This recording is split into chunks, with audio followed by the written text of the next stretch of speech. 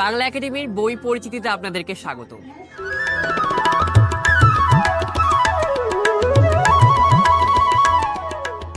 আমার হাতে এই মুহূর্তে যে বইটি দেখছেন সেটি বাংলা একাডেমি থেকে প্রকাশিত হালিমা খাতুনের আত্মজৈবনিক মেঘের ওপারে আকাশ। 1933 সালে জন্ম নেওয়া এই নারী ঢাকা বিশ্ববিদ্যালয় ও রাজশাহী বিশ্ববিদ্যালয়ে পড়াশোনা শেষে উচ্চতর শিক্ষার জন্য পাড়ি জমান আমেরিকায়।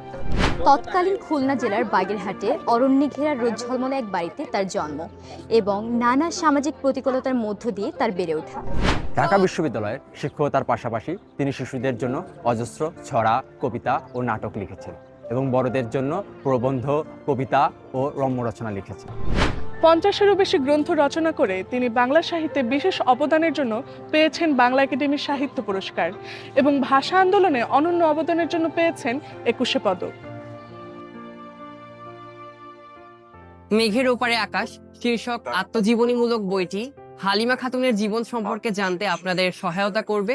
বইটি বাংলা একাডেমি থেকে প্রকাশিত হয়েছে ফেব্রুয়ারি 2024 নাগাদ এবং মুদ্রিত মূল্য 360 টাকা। বইটি আপনারা পাচ্ছেন বাংলা একাডেমির স্টলে।